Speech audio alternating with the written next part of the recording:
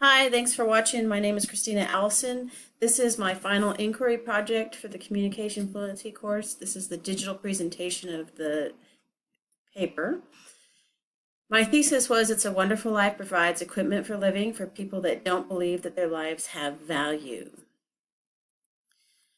So what is equipment for living? Kenneth Burke actually termed that phrase equipment for living. He is a rhetorical theorist, and he made it so that people, when they read literature, and then Brum later said that in films, that we could learn lessons and gather things from those things as to how we can cope into the world. I chose the movie It's a Wonderful Life, which was done in 1946, and it was directed by Mr. Capra.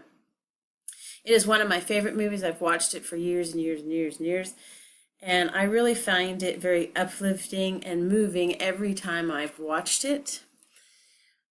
Part of my thing about this, the whole idea of making people feel better, is one of the things I had looked up is that the National Institute of Health said in 2005 an estimated 16.1 million adults aged 18 or older in the United States had at least one major depressive episode in the past year. So there are many people that lose hope and feel that their lives don't matter and have no value. And I feel that with just a little perspective shift, that the characters like George in It's a Wonderful Life can change their lives and the lives of others knowing their value. So my experiment is to find how people of different demographics react to the film and feel that their lives have more intrinsic value after viewing. There are two main characters in this movie. One is George Bailey and the other one is Clarence Oddbody, the angel second class. They do George's life from his past to his present, and he is given an opportunity to live a life of not having lived before and to get to see what that looks like for himself. And one of the key things that is quoted a lot is each man's life touches so many other lives. When it isn't around, he leaves an awful hole, doesn't he? After George decides that he really, really does want to live, that his life does have value. And it's a very moving film if you haven't seen it. So Burks states that literature may be considered equipment for living, as well as, well, he says that the literature has the ability to influence people's lives. And it was Bromett in 1984 took his theory and updated it further, arguing stories do not merely pose problems, they suggest ways and means of resolving the problems insofar as they follow discursively a pattern that people might follow in reality. So he equated cinema, movies, could be considered as equipment as living, as well as literature and art. And it is movies like It's a Wonderful Life where the stories are told to influence people's life. So when this movie was originally made, it was considered a box office failure, and the Rothman is quoted on that. And one of the reasons it was believed to be a failure was that at the time, the subject matter may have been just too dark for a holiday season audience in 1946. The Depression era and wartime concerns of It's a Wonderful Life are still too fresh in the minds. Again, by Rothman. So when the movie is watched with the passing of time, later generations are able to see the lessons that are being brought to life in that movie. In Young, he studied the impact of movies. He had 12 participants and their recollections of previous viewed movies. He asked the question, can people be taught more reflective approach to the role of film in their lives? If we are taught a more discerning in the movie watching, we would be more apt to see examples in the movie, such as It's a Wonderful Life, for the equipment of living.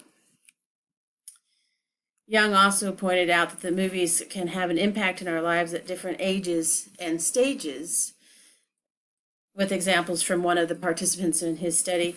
Young stated that whether a viewer of Animal House sees in its prescription of rowdy behavior a challenge to his identity is going to depend on where he is at. a phrase that implies many considerations, including geographical location, social class, age, occupation, ethnicity, etc. And that was on page 465.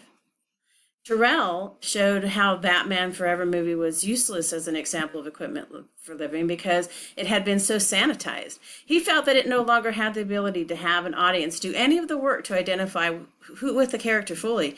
The movie depicted characters having dilemmas, and normally there is a feeling of people working through them. In this film, it felt like the unspoken questions were being answered before they were even asked. Terrell stated, Batman Forever presents no such bargain, whereas the 1989 Batman film might have presented its audience with a particularly attractive invitation. Batman Forever offers an unambiguous rebuff, and that was on page 344. And Francis Capra fortunately made his film before the complete sanitation of the film marketing for marketing purposes. It is not as if censorship failed to exist in his time, but usually for a different context than that of the Batman Forever had to resort. Seifert uses the movie The Fugitive as an example of equipment for living. He points out that the narrative arguments for relationships and masculinity take place when the constraints of the film also requires a viewer to experience the thrilling action, participate in its philosophical tensions, and resolve the emotional responses of impact on page 172. One crucial aspect in movie watching is the physicality of it.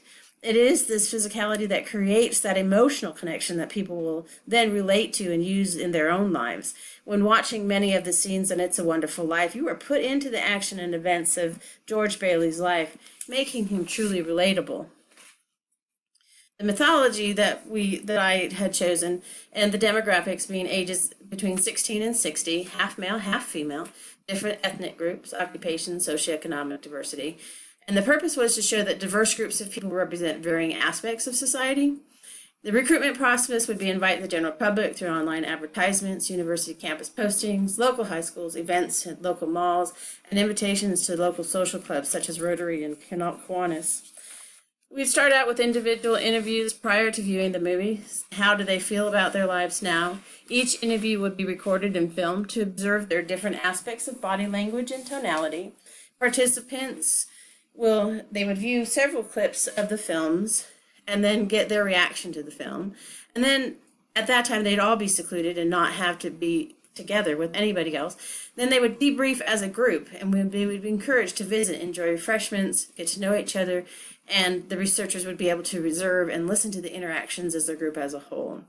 The expectation would be that the participants would be a bit more appreciative of their lives after the movie and show through their own body language and a more positive attitude within that group setting, having had such a shared experience. The questions before the movie would be, do you feel that you are important? Do you feel that you are valued? What does it mean to be important and valued? What makes you important or valued? Are there things you know that have made a difference in people in your life? And what are your thoughts about if you had never been born?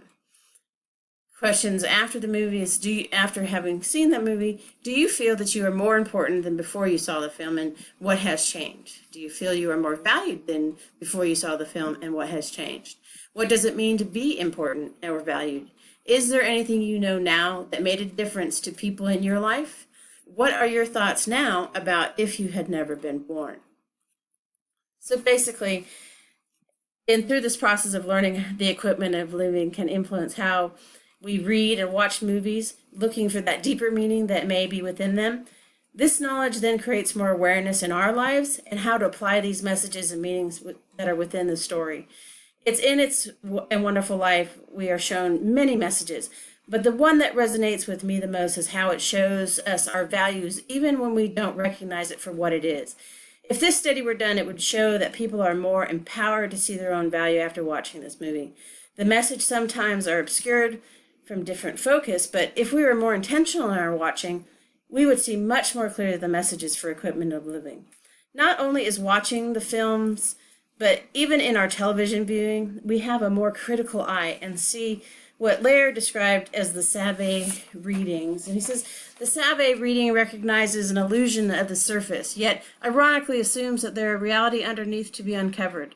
Ungoverned by the demands of an aestheticized work, Both reading are productive as equipment for learning, but also problematic. If the surface reading is taken too strongly, the nostalgic innovation of traditional work ethics risks a naivete that cannot account for the competitive logic of the new economy. If, on the other hand, the Sauvé reading is too fully embraced, it risks cynicism, where success is reduced to little more than a game with its ethically suspect at best, page 85. The possibilities are endless when we are aware of the benefits of watching a movie and reading with a critical eye, going beyond watching movies or reading for just the aspects of enjoyment and entertainment. So what would it be like to fully incorporate seeing our own equipment for living in the experiences, just like I did in It's a Wonderful Life? And here are my works cited. Thank you for spending time with me.